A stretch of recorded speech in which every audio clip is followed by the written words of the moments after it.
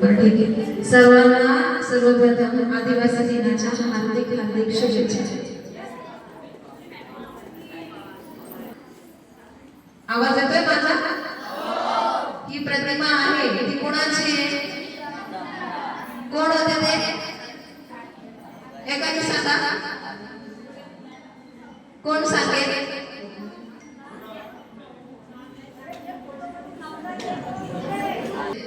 कोण आहे? दैवत आहे. ही 9 ऑगस्ट रोजी का साजरी केली जाते?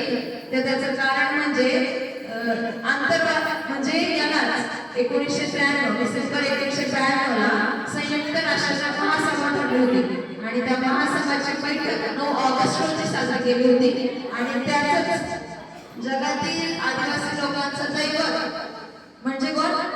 आपले शहीद बिरसा मुंडा यांचा हा दिवस आज जागतिक आदिवासी दिन म्हणून साजरा केला जातो.